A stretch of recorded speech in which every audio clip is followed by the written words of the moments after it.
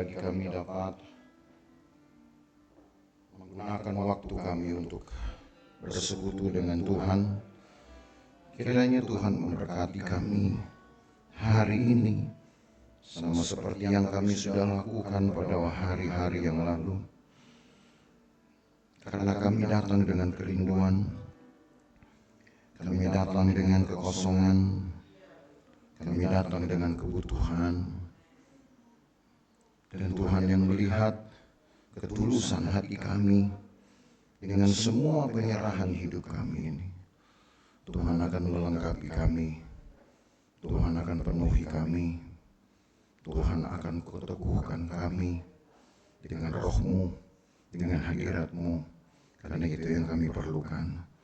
Terima kasih banyak Tuhan untuk waktu-waktu di mana kami dapat menjalani hidup ini dengan pergumulannya, dengan kisah hidupnya yang dapat menjadi kesaksian bagi kami. Kiranya kami tetap menjadi berkat bagi banyak orang. Kami akan nikmati lagi firman Tuhan. Tuhan, urapi hamba-Mu dan juga hati kami semua, pikiran kami, kawali, supaya firman Tuhan yang mulia, yang kudus ini betul-betul dapat bekerja dengan maksimal, karena kami yang membuka hati kami. Dan kami akan menikmati firman-Mu dan juga sebentar akan menikmati hadirat-Mu dalam nama Tuhan Yesus Kristus. Haleluya. Amin. Haleluya. Kita masih ada di kitab Roma, di pasal yang ke-6. Roma pasal yang ke-6. Kemarin kita berhenti di ayat yang ke-19. Maka hari ini kita akan meneruskan saudara pembahasan kita dari ayat yang ke-20 sampai ayat yang ke-23. Saudara tentu tahu bahwa banyak ungkapan-ungkapan atau peribahasa orang-orang dulu yang berkata, menanam padi, menuai padi, ya. Atau ungkapan yang berkata, dari buah kita bisa mengenali pohonnya. Ya. Artinya bahwa sekarang orang kemudian mengganti peribahasa itu dengan kalimat yang lebih modern, yaitu hasil tidak akan mengkhianati proses, katanya begitu. Padahal itu sebenarnya hanya pembaharuan saja dari ungkapan yang tadi disebut, menanam padi, menuai padi. Artinya apa yang kita kerjakan pasti hasilnya ya dari situ juga, ya. Dari buah kita mengenal pohonnya. Maka kalau orang masih bingung dengan nama pohon itu, maka biasanya orang akan lebih mudah mengidentifikasi buahnya. Kenapa? Karena dengan menikmatinya, dengan mengecapnya, dengan merasakannya, orang teringat akan namanya. Tapi kalau pohon, saudara, belum tentu orang bisa mengidentifikasi, ya, dan mengingat ini jenis pohon ini tepat dengan namanya. Jadi Bapak Ibu Saudara, buah itu membuktikan bahwa ada pekerjaan, ada konsistensi, ada harga yang dibayar, yang sudah dilakukan untuk sekian waktu lamanya. Dan itu bukan 1-2 kali, ya, bukan 1-2 kali. Dan mungkin juga belum tentu dalam satu siklus atau dalam satu musim yang tetap buah itu ada. Ada kalanya buah itu tidak muncul, entah dengan pengaruh banyak hal, saya rasa saudara, ya. Tapi yang jelas umumnya buah itu keluar sebagai hasil kerja. Maka dalam kaitannya dengan pertempuran batin antara dosa di dalam hidup kita ini, antara dosa dan kebenaran. Kekuatan ini sebenarnya tidak akan bertempur, saudara, di area netral. Tidak. Karena masing-masing sudah tahu posisinya, masing-masing sudah tahu batasannya. Tapi sayangnya pertempuran dari dua kekuatan ini justru terjadi di dalam hidup manusia, bukan di wilayah netral, ya, bukan di wilayah yang umum, tapi di dalam hidup manusia justru pertempuran antara dosa dengan kebenaran. Nah, itu yang kemarin kita lihat. Tapi sekarang seseorang akan mendapatkan pengenalannya, buktinya, upahnya, buahnya itu tergantung dari daya tahannya atau konsistensinya terhadap satu pekerjaan, terhadap satu perbuatan. Orang yang berdoa dengan doa yang diucapkan dengan kebutuhan yang sama, maka satu saat, walau kita tidak tahu berapa lama caranya, tapi satu saat doa itu pasti akan dijawab. Bukan karena Allah sedang kekurangan kuasa. Yang berdoa lagi banyak nih. Semua orang percaya di seluruh dunia berdoa. Jadi Tuhan kewalahan menjawab doa orang percaya. Enggak gitu. Ya. Kalau yang berdoa 10 orang, buat Tuhan masih kecil. Tapi yang berdoa jangan-jangan udah 10 juta orang. Wah, Tuhan kewalahan dalam menjawab doa dari 10 juta umat. Enggak gitu. Karena ketika Allah menjawab doa orang-orang benar ini, orang-orang percaya, dia tidak akan kehilangan satu potensi, walau barang sedikit pun. Tidak akan kehilangan satu potensi dari kuasanya. Sebanyak apapun umat Tuhan minta. Dan bahkan sejumlah besar ya, dari umat Tuhan di seluruh dunia pun berdoa dalam waktu yang sama. Seandainya Allah membuat peragaan untuk menjawab doa-doa itu juga dalam waktu yang sama, maka Allah tidak akan kekurangan potensinya. Ngerti potensinya itu? Apa yang ada padanya itu, saudara? Kalau saudara punya potensi, potensi itu artinya modal kekuatan di dalam hidup kita ini, di dalam tubuh kita. Itu yang seringkali disebut dengan energi potensial. Potensinya berapa? Oh, potensinya dia bisa ngangkat keyboard ini. Itu potensi namanya. Tapi kalau belum diwujudkan, maka potensi itu ya tinggal potensi. Bisa angkat? Bisa. Bisa dia pindahin? Bisa. Tapi kalau nggak diangkat-angkat ya nggak pindah-pindah, saudara. Saudara mau pelototin 1000 kali, pelototin ke sana nggak akan pindah dia. Itu hanya namanya potensi. Gitu. Maka potensi itu harus kemudian diwujudkan dengan gerak. Nah, itu kemudian dalam bahasa fisika disebut dengan energi kinetik namanya. Baru ada perpindahan gerak, ada perpindahan barang. Nah, itu yang kemudian menghasilkan energi itu setelah dipakai, saudara akan menghasilkan sesuatu. Apa hasilnya? Barang pindah. Setelah barang pindah, apa hasilnya lagi? Orang kemudian memuji kita, wah luar biasa udah bisa mengangkat keyboard, misalkan begitu. Orang senang, oh saya terbantu karena saya nggak bisa angkat benda yang berat, kamu bisa. Itu hasilnya. Tapi ada juga nggak hasil yang tidak menyenangkan. Ada, saudara jadi capek, ya kan? Kan gitu, saudara jadi lelah. Itu juga hasilnya, saudara. Dan itu tidak akan mengkhianati proses apapun. Tetapi di balik semua yang tidak menyenangkan selalu ada yang menyenangkan. Nah, kadang-kadang itu saja sudah bisa menghasilkan pertempuran di batin kita. Antara berpikir dengan capeknya, lalu berhitung dengan pujian yang kita dapat. Bisa mengerti sebenarnya. Antara kepuasan kita sendiri, saya ternyata bisa kok. Dengan kira-kira upah yang kita dapat. Saya ngangkat barang ini kira-kira dapat apa? Ya. Kalau seandainya ada yang bilang, kamu angkat saya upahi pisang goreng misalkan satu, gitu.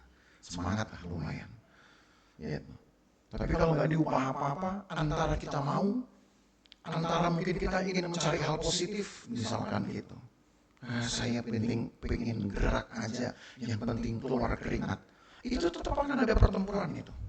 Itu saya katakan, maka di dalam hidup kita ini pertempuran batin antara benar salah, tepat tidak tepat, terpuji tidak terpuji, terang dan gelap, apalagi baik dan buruk. Itu selalu ada, saudara. Karena kita ini punya otak untuk menghitung berapa kira-kira yang saya dapat sejajar dengan kerugian yang saya derita, lelahnya.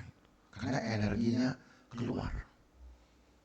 Tapi saudara tahu bahwa Allah kita, seberat sebanyak apapun beban dari orang percaya seolah ditimpakan kepadanya di dalam doa, maka sebesar tenaga kinetik yang Allah keluarkan, itu tidak akan mengurangi tenaga potensialnya. Karena Allah itu maha kuasa. Itu yang saudara harus tahu. Allah gak akan pernah lelah. Allah gak akan pernah capek. Kita aja yang capek. Makanya ada lagu, jangan lelah gitu kan. Bekerja di ladangnya Tuhan. Tapi bisa lelah bekerja di ladangnya orang, kan gitu. Betul? Makin lelah bekerja di gereja Tuhan, kan gitu. Oh, makin capek udah. Karena orang milih, orang mikir, saudara. Nah, itu sebabnya Paulus memberi kita sebuah pemahaman ini. Kalau kita ingin disebut sebagai hamba kebenaran, itu kan kemarin yang kita pelajari.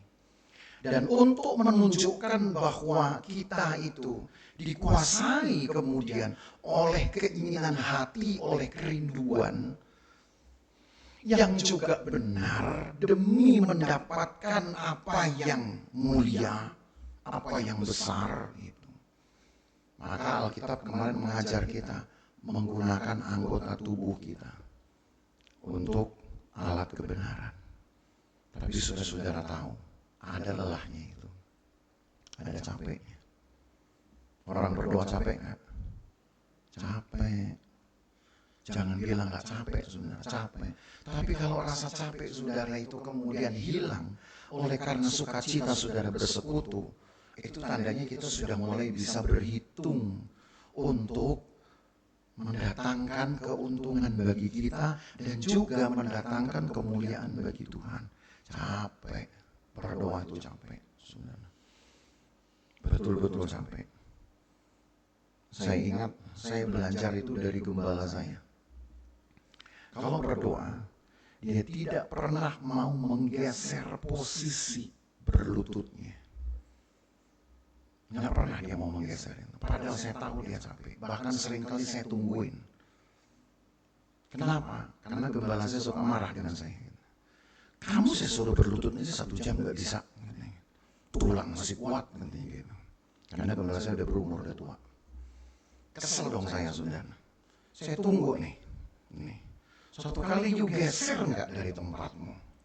Enggak, serius, saudara. Saya pikir, aduh Tuhan, gimana ini saya? Gitu. Jadi dari situ saya baru belajar apa yang disebut dengan ketekunan, daya tahan, konsistensi. Capek iya. Tapi begitu capek, paling dia selonjorin kakinya ke belakang, tapi dia nggak merubah posisi. Dia selonjorin kakinya lagi yang satu ke belakang, tapi nggak pernah rubah posisi. Gitu. Satu kali saya terjebak sendiri. Saya tanya sama gembala saya, Om kalau berlutut 1 jam capek. Tapi Om nggak pernah berposisi. Kok kamu tahu? Wah, salah ngomong saya. Gitu. Kok kamu tahu? Kamu lihatin saya berarti ya. Kamu nggak sembahyang. Ya, soalnya Om saya pengen tahu Om kalau capek itu seperti apa. Gitu. Itu aja. Belajar tahu orang kalau capek ngapain. Rupanya saudara, ada orang yang memang karena kekuatan pikirannya, karena sesuatu yang memang sangat menggebu-gebu dia ingin dapatkan, capeknya dilawan. Itu baru bicara soal sikap tubuh, posisi tubuh. Gimana kalau sikap hati? Belum udah capek, hati. Nah ini dia. Mau berdoa capek, hati.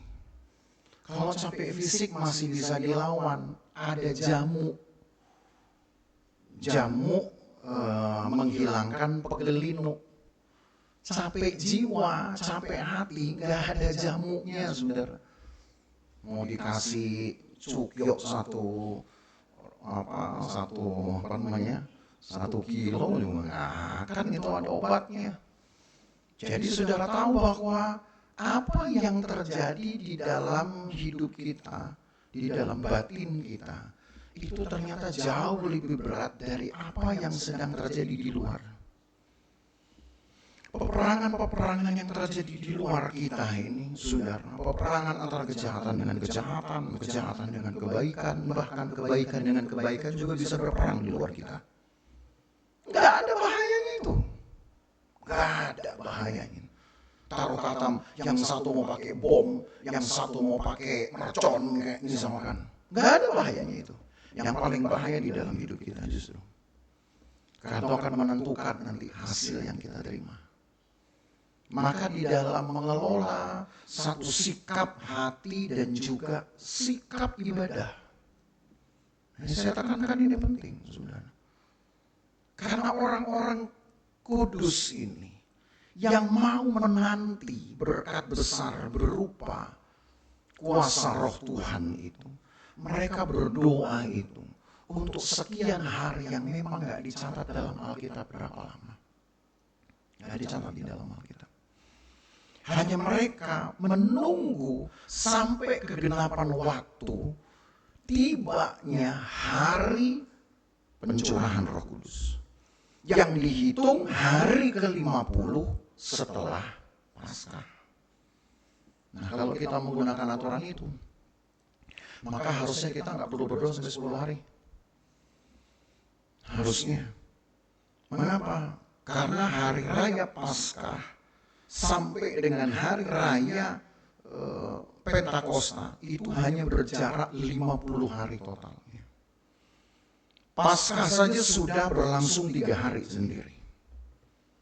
Lalu masa hidup Yesus antara kebangkitan dengan naiknya ke sorga itu 40 hari Alkitab mencatat. Berarti sudah berapa hari berjalan? Sudah 43 hari. Kalau menuju ke 50, sisa berapa hari?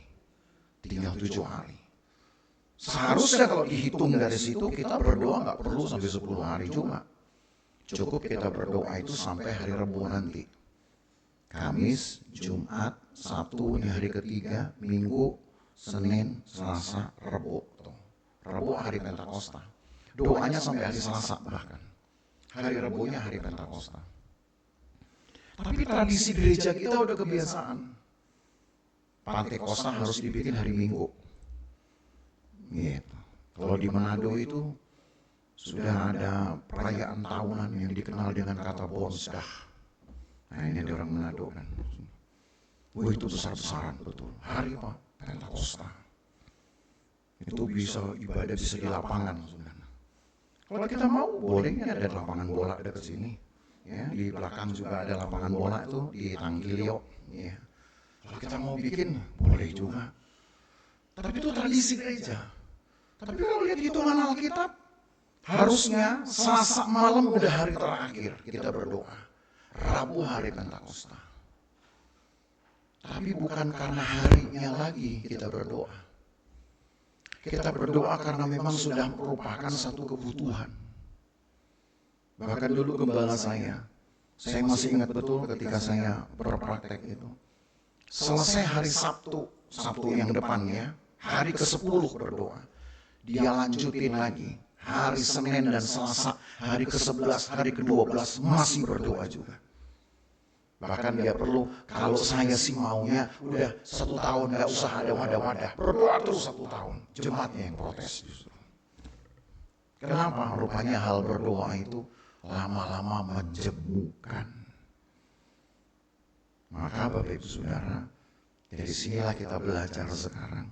Kalau kita ingin menikmati buah, dan buah itu bisa dinikmati oleh orang lain, harus ada yang saudara berani lakukan, walau itu melelahkan, yaitu berdoa. Ya, saya tambah dulu satu cerita. Ketika saya dulu SMP, saudaranya, Itu tahun 80-an. Satu kali saya diajak oleh ayah saya, diundang pergi untuk melayani doa semalam malaman. Ya, bukan semalam suntuk. Kalau semalam suntuk artinya baru mau malam udah suntuk. Ya. Jangan pakai kata semalam suntuk, doa semalam malaman. Disuruh diminta melayani. Saya udah mikir, mungkin Pak saya juga mikir begitu, sama gitu. Oh, ada ibadah kayak model KKR, ibadah girang-girang gitu ya. Seperti kita kan begini, puji-pujian dulu girang-girang, setelah itu kemudian baru menyembah. Ternyata enggak, saudara. Dari jam 10 malam, itu saya ingat betul, sampai jam 5 pagi, hanya satu kali saja khotbah, tidak ada pembagian sesi. Satu kali khotbah, setengah jam pujian mengalir dengan hanya gitar akustik. Lalu ayah saya khotbah setengah jam juga. Jam 11 kami mulai berlutut, dan tanpa dijedah dengan sesi, tanpa dijedah dengan minum kopi, doa itu berlangsung terus sampai jam 5 pagi. Saya karena masih SMP di situ, saya kayak orang yang nggak wajib kan. Saya pikir capek amat nih. Di sebelah papi saya itu saya tidur, saudara. Tidur. Kan masih SMP ini, saudara, masih ABG, masih suka-sukanya istilahnya kan gitu. Tapi itu yang saya ingat, saudara, satu-satunya gereja mungkin yang sampai hari ini belum ada lagi gereja yang bisa melakukan hal seperti itu. Berani berdoa begitu? Mau kita bikin, saudara? Dari jam 11 malam saudara berlutut, nggak pakai lagi break, nggak pakai ngopi, nggak pakai apalagi sampai jam 5 pagi. Yang masuk ke hadirat Tuhan masuk, yang masuk ke hadirat yang lain silahkan. Gitu. Ya, tidur deh. Tapi herannya, sudah, yang saya heran, makanya saya akui jemaat Pantai Kosta mula-mula itu memang pejuang betul, tarung betul. Kenapa saya katakan begitu? Nggak ada yang tidur loh. Waktu saya itu di Ambarawa, di kota kecil di Ambarawa. Lalu saya pergi diajak ke Cepu, di gereja GPDI Cepu. Sama. Saya pikir orang Pantai Kosta dulu ternyata kalau berdoa itu nggak pakai nyanyi, nggak pakai break, berlutut sekuat dia, nggak kuat dia berhenti sendiri, yang kuat lanjut. Nanti kita bikin begitu, saudara, minggu depan hari ke-10 kita bikin. Ya, saya bikin begini, nanti hari ke-10, saudara siap-siap aja. Gitu. Tidak akan saya stop doanya. Kalau saudara capek yang mau pulang, gitu. Yang mau bertahan, kira-kira gimana? Saudara mau datang nggak? Kalau saudara hitung-hitung, wah Pak Gembilang hari Sabtu depan mau saya datang gitu. Kenapa? Bakal nanti dipelonco kita gitu. Ya. Tapi Bapak Ibu Saudara, Allah menguji semangat kita, daya juang kita untuk berdoa. Maka saya baca ayatnya di Roma pasal 6 ayat 20 sampai ayat 23. Sebab waktu kamu hamba dosa, kamu bebas dari kebenaran, dan buah apakah yang kamu petik daripadanya? Semuanya itu menyebabkan kamu rasa malu sekarang, karena kesudahan semuanya itu ialah kematian. Tapi sekarang setelah kamu dimerdekakan dari dosa, dan setelah kamu menjadi hamba Allah, kamu beroleh buah yang membawa kamu kepada pengudusan. Dan sebagai kesudahannya ialah hidup yang kekal. Sebab upah dosa ialah maut, tapi karunia Allah ialah hidup yang kekal dalam Kristus Yesus Tuhan kita. Ada dua macam buah disebutkan di sini. Pertama, buah yang membuat kita malu, yang kalau orang lain mengecapnya, kita yang malu. Bahasa gampangnya, jangan sampai menjadi orang Kristen itu disaksikan oleh orang lain cuman malu-maluin. tahu malu-maluin. Artinya kebaktian.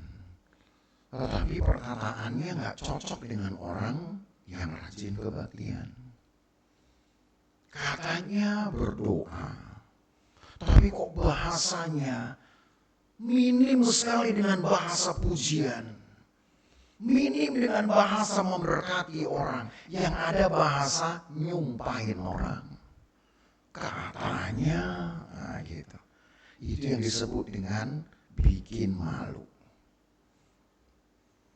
Maka saudara, kalau buah ini yang saudara dapat, orang hanya mencibir kita, berarti yang kita buat belum apa-apa. Yang kita buat belum mendatangkan manfaat, baik untuk kita sendiri maupun untuk Tuhan. Belum. Tapi ada buah yang kedua, yang disebut dengan buah yang membawa kamu kepada pengudusan. Arti pengudusan ini, orang akan hormati kita karena kita tampak lain dari yang lain. Orang segan dengan kita. Kenapa? Karena orang tahu kita ini paling susah mau diajak kompromi. Saudara paling susah mau diajak ikut-ikutan dosa. Beda tuh saudara kutubnya. Kalau tadi malu-maluin. Kalau yang ini ternyata betul-betul mendatangkan kesaksian. Kira-kira dua macam buah ini datangnya tiba-tiba kah? Atau lewat satu proses panjang? Pasti proses panjang saudara.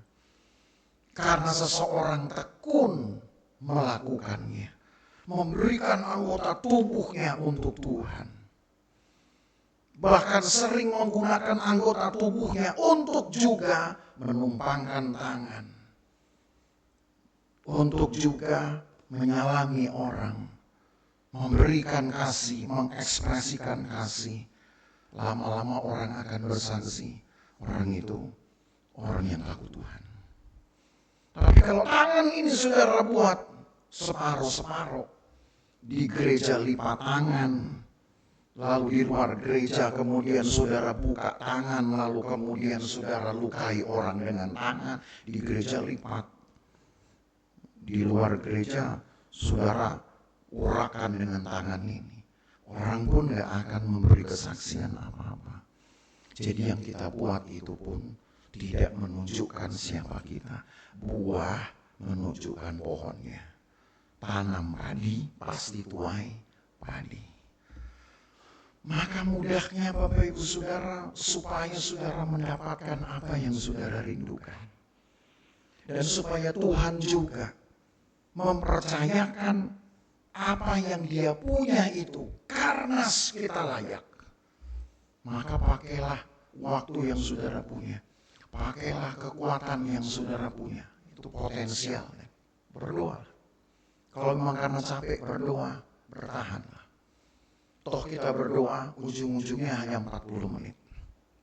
Ya, kemarin 45 menit saudara menyembah Tuhan. Gak terasa juga karena roh Tuhan bekerja.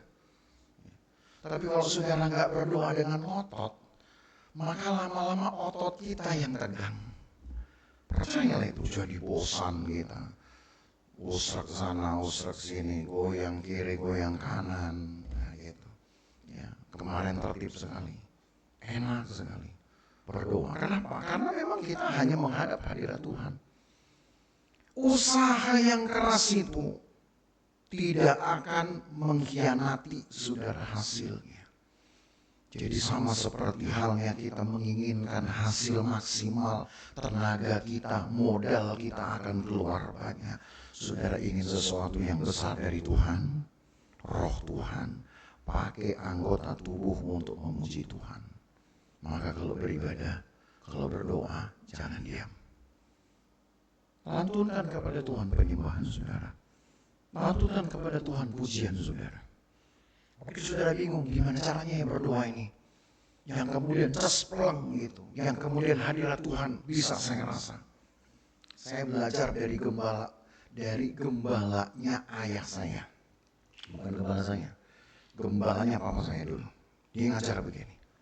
Karena dia kalau berdoa, kamu lihat aja saya berdoa. Oh ya, Pertama cuma lihat, saya manggilnya Opa. Dia cuma berdoa berlutut.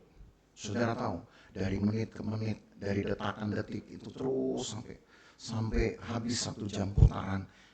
Yang dia sebut cuma ini, Yesus, Yesus, Yesus.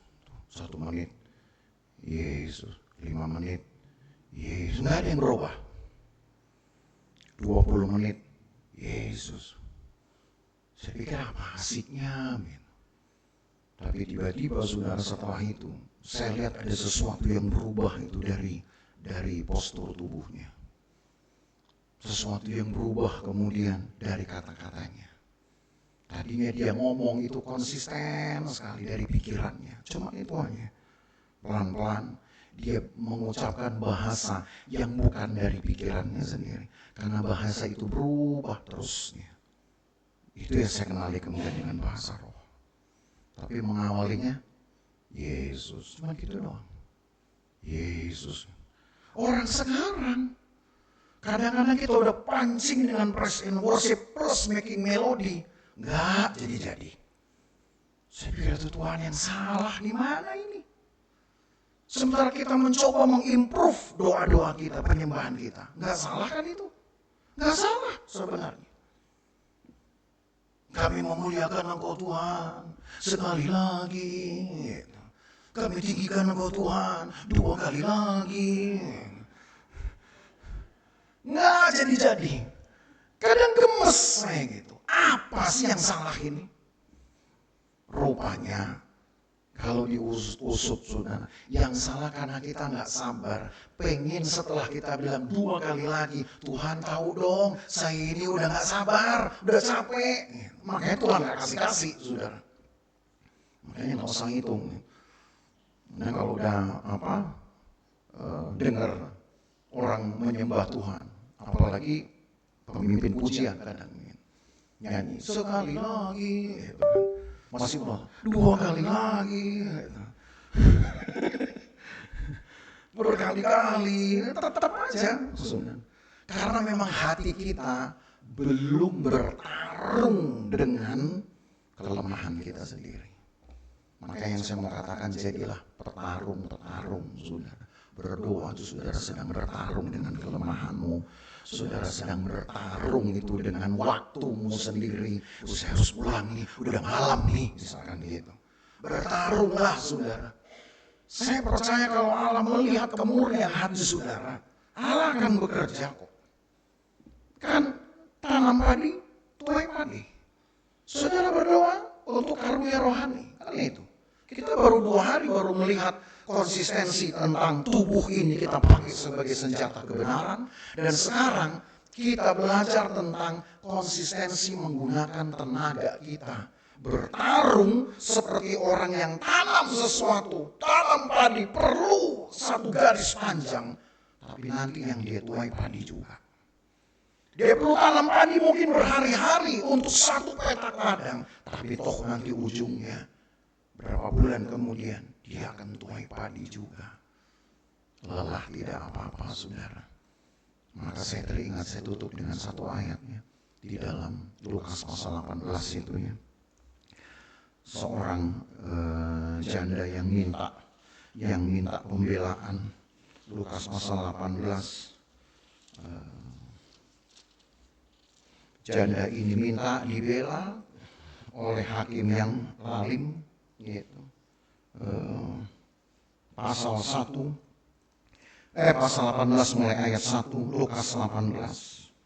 Lukas 18 ayat yang pertama, Yesus mengatakan suatu perumpamaan kepada mereka untuk menegaskan bahwa mereka harus selalu berdoa dengan tidak jemu-jemu. Katanya dalam sebuah kota ada seorang hakim yang tidak takut akan Allah dan tidak menghormati seorang pun. Dan di kota itu ada seorang janda yang selalu datang kepada hakim itu dan berkata, bela aku terhadap lawanku.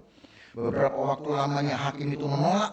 Tapi kemudian ia berkata ke dalam hatinya, walau aku tidak takut akan Allah dan tidak menghormati seorang pun, namun karena janda ini menyusahkan aku, baiklah aku membenarkan dia, supaya jangan terus saja ia datang dan akhirnya menyerang aku. Kata Tuhan, camkanlah apa yang dikatakan hakim yang alim itu. Tidakkah Allah akan membenarkan orang-orang pilihannya yang siang malam berseru kepadanya, dan adakah ia mengulur-ulur waktu sebelum menolong mereka? Aku berkata kepadamu, ia akan segera membenarkan mereka. Akan tetapi jika Anak Manusia itu datang, adakah ia mendapati iman di bumi? Saudara sampai hari ini masih percaya Tuhan adalah pembaptis roh? Nanti kita pelajari di sesi berikut, di hari berikut. Gereja kita percaya sejak dari penyebaran gerakan Pentakosta pertama, percaya betul bahwa Yesus adalah pembaptis roh. Jangan sampai saudara hilang percaya ini. Berdoa dengan percaya, berdoa dengan bertarung.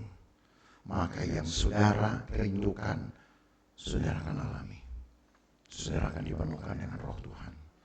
Yang lalim saja karena capek diteror terus sama janda ini. Siang malam datang, tolong bela hakku. Akhirnya hakim yang lalim menolongnya. Tuhan kita ini bukan hakim yang lalim. Tuhan kita ini hakim yang agung bahkan. Hakim yang benar.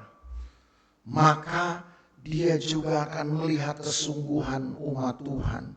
Kalau ada sedikit doa dengan tenaga potensial digunakan. Seperti janda ini. Terus menerus, belum dapat terus berdoa. Tuhan tahu hati kita. Pasti Tuhan akan berikan yang saudara rindukan. Haleluya. Ambil waktu saudara untuk posisi berdoa. Yang bisa berlutut silakan berlutut. Yang hanya bisa duduk silakan juga duduk. Yang mau berdiri silakan berdiri. Kita nyanyi lagu yang pertama tadi dinyanyikan. Tuhan aku rindu, Tuhan aku siap.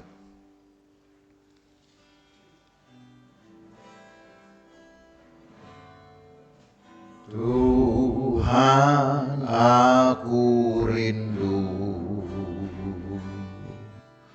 Tuhan aku siap.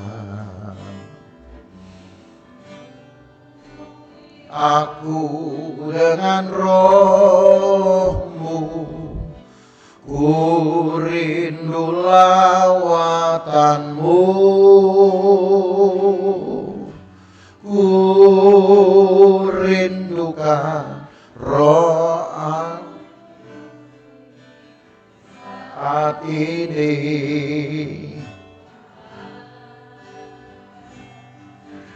Ku rindukan rohmu mengurapi saat ini.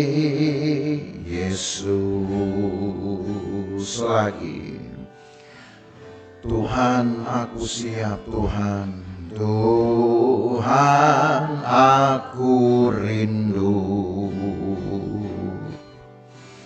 Tuhan aku siap. Penuhi aku dengan rohmu, ku rindu lawatanmu, ku rindukan kau hadir di sini. Saat ini Tuhan, ku rindukan rohmu mengurapi saat ini. Yesus ku rindu, ku rindukan kau hadir di sini. Saat ini Tuhan, ku rindukan rohmu mengurapi saat ini. Yesus.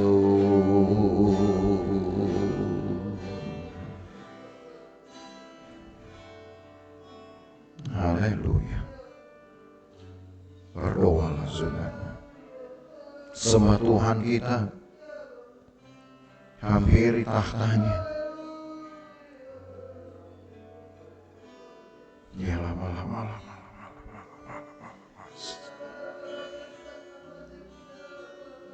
Ya lama-lama.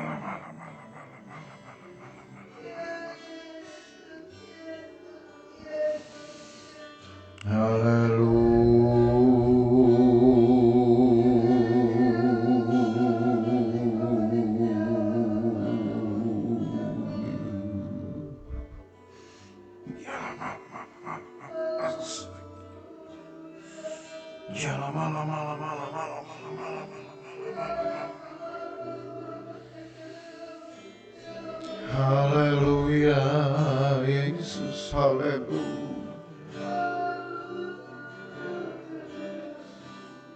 Haleluya.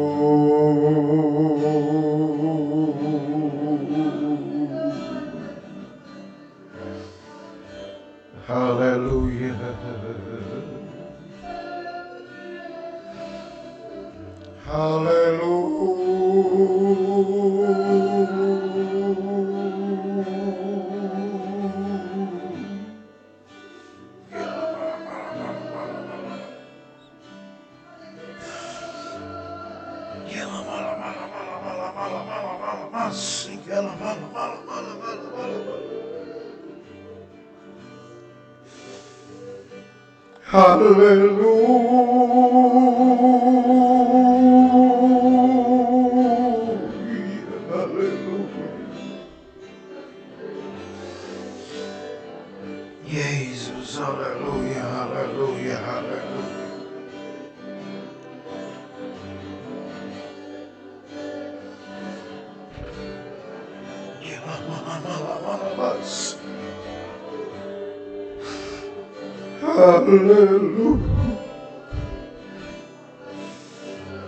Haleluya.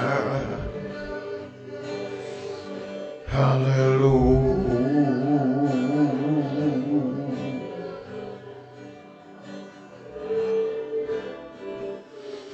Haleluya, haleluya, haleluya, haleluya. Yesus, Yesus, Yesus.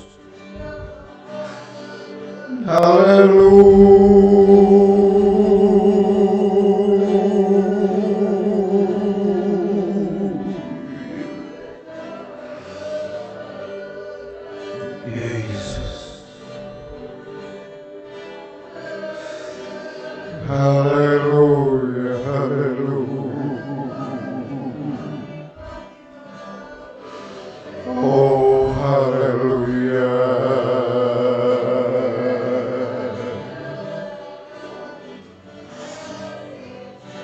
Yesus.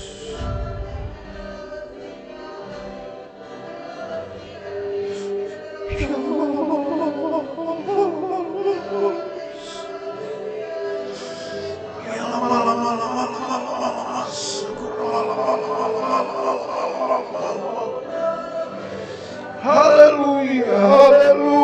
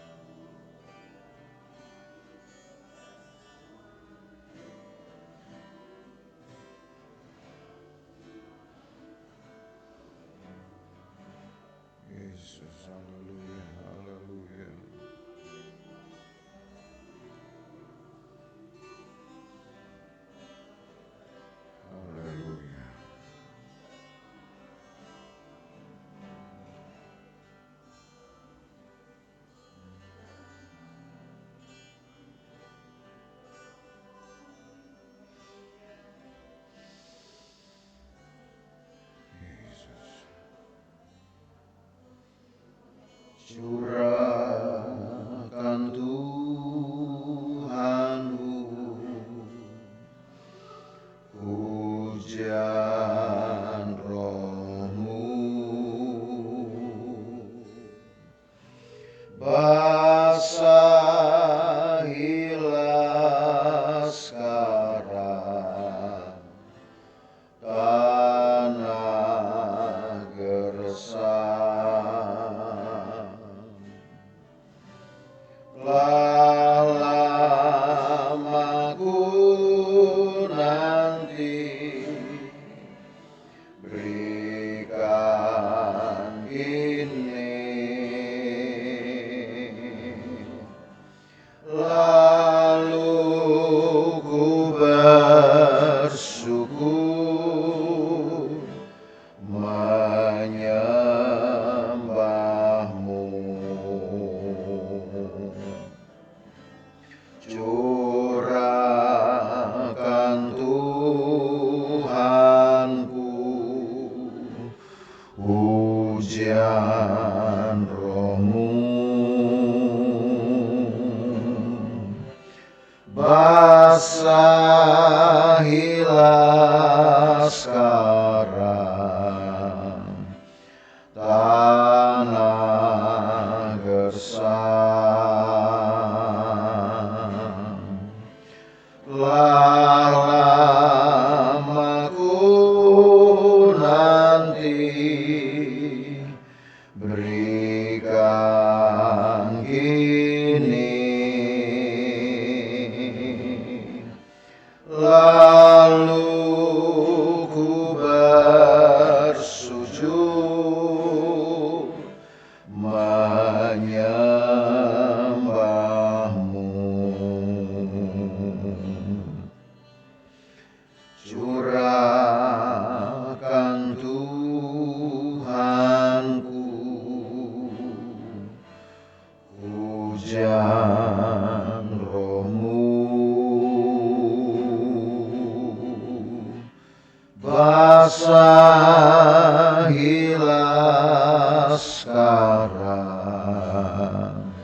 sekarang tanah gersang. Telah lama ku nanti berikan kini, lalu ku bersujud menyembah-Mu. Lagi. Curahkan Tuhanku hujan Roh-Mu, basahilah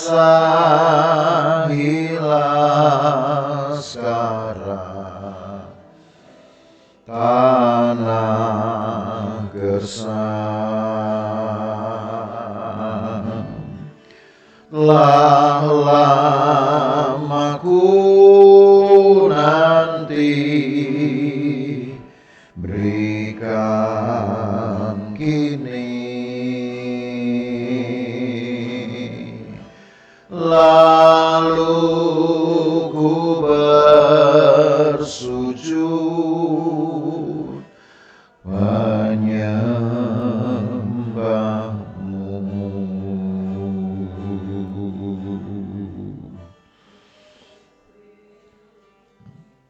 Yesus, haleluya. Yesus, haleluya. Yesus, haleluya.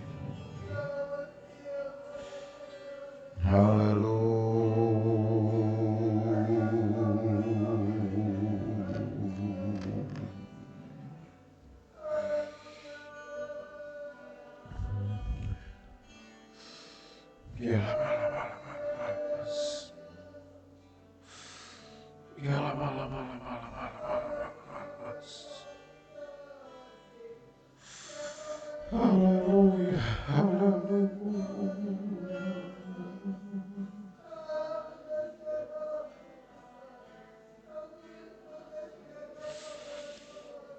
Yesus, haleluya, haleluya, haleluya, haleluya. Terima kasih.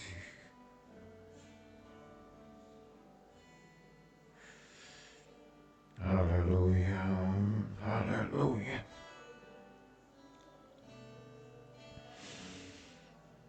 Yesus.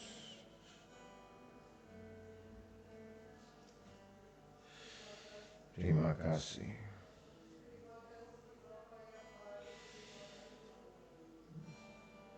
Haleluya.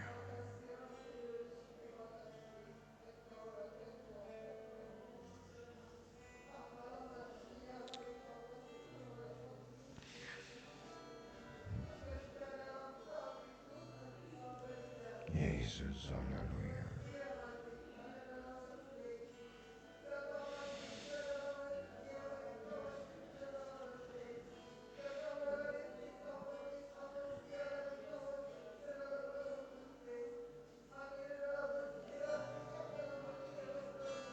Haleluya.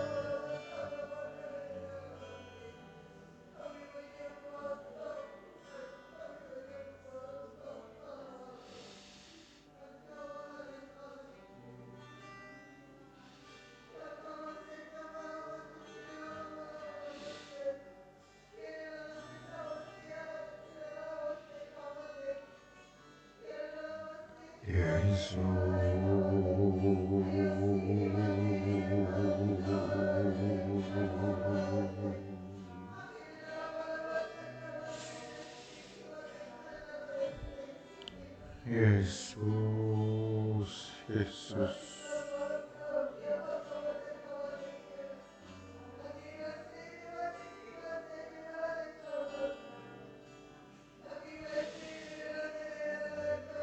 Yesus.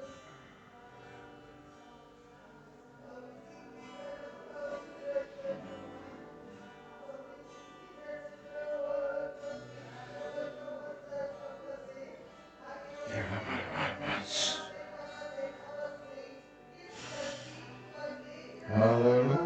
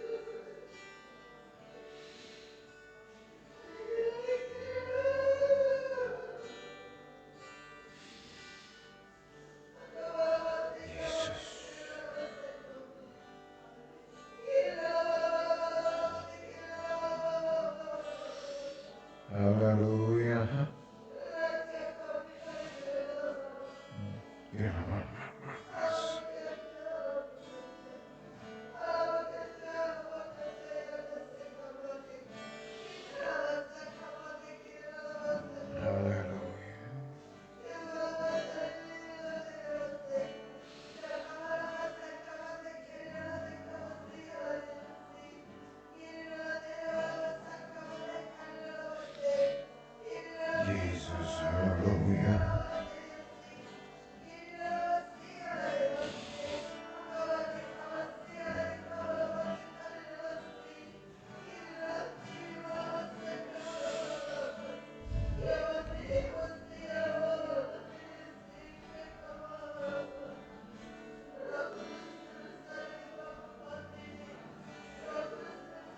Yes.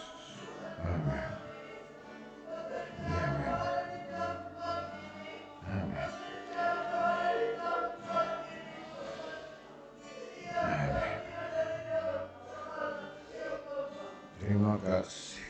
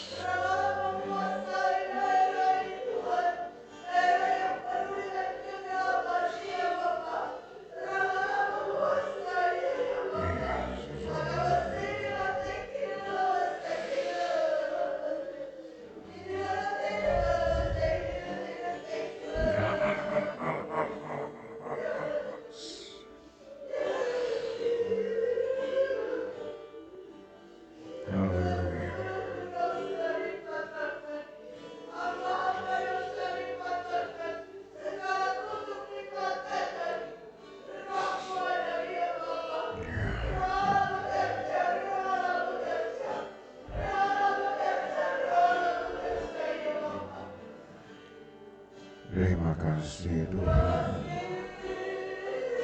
Haleluya.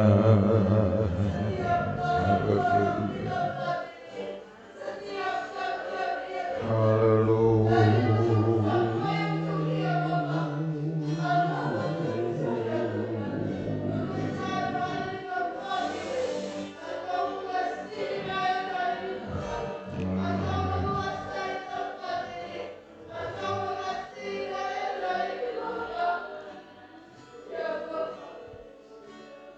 Terima kasih.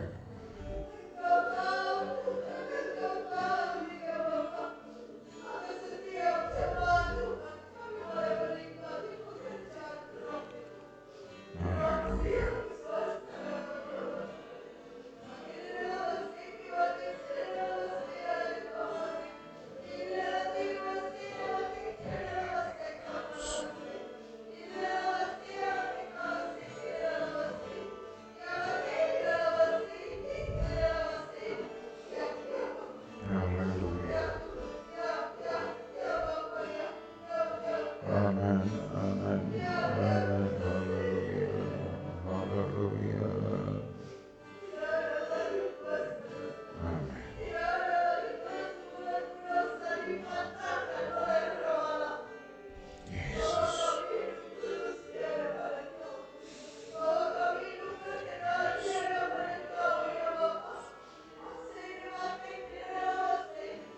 Yesus.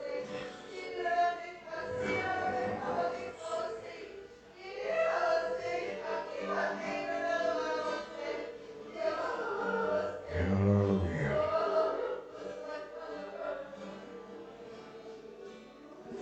Haleluya.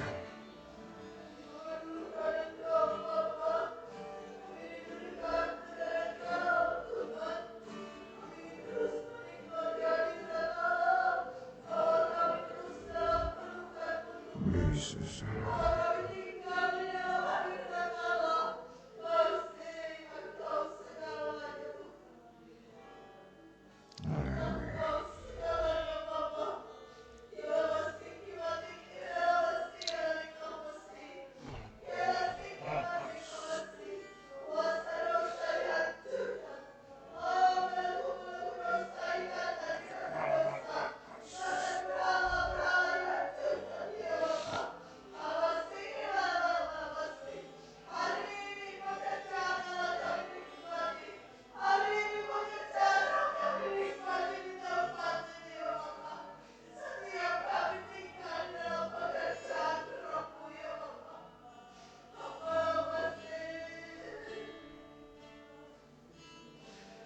Yesus.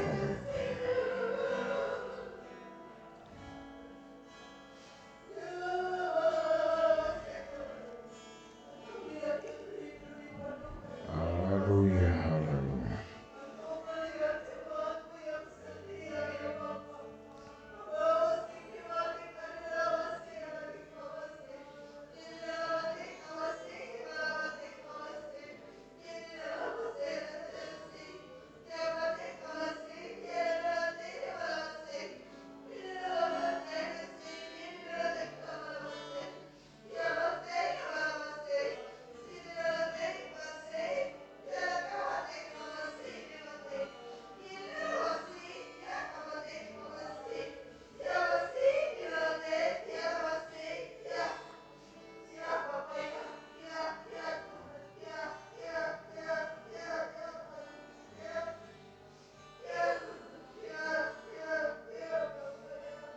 Haleluya.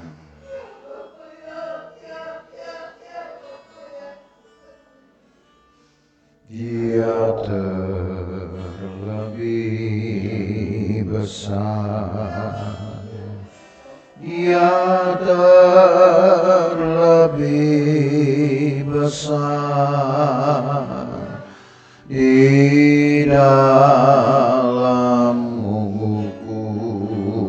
di dalamku.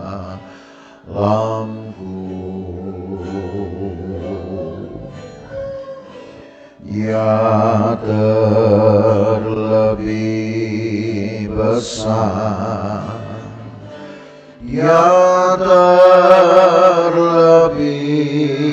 besar di dalamku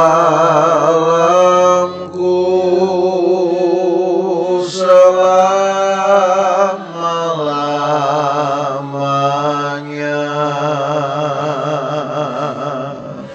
Dia terlebih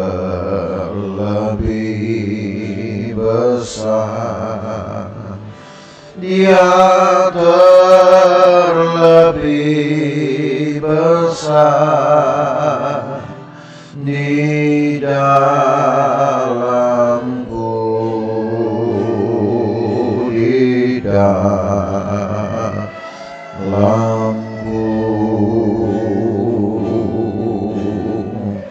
Dia terlebih besar, Dia terlebih besar di dalamku selama-lamanya. Di dalamku selama-lamanya. Terima kasih Yesus. Terima kasih Tuhan. Terima kasih untuk hadir-Mu malam ini. Terima kasih untuk lawatan-Mu Tuhan. Segarkan kembali umat-Mu dengan hadirat-Mu, dengan roh-Mu. Karena hanya itu yang kami perlukan, kekuatan rohani yang datang dari Tuhan sendiri. Ketika kami harus bertarung dengan dunia, kami harus melawan kedagingan kami hanya perlukan roh-Mu saja, kekuatan-Mu Tuhan. Terima kasih banyak Tuhan Yesus.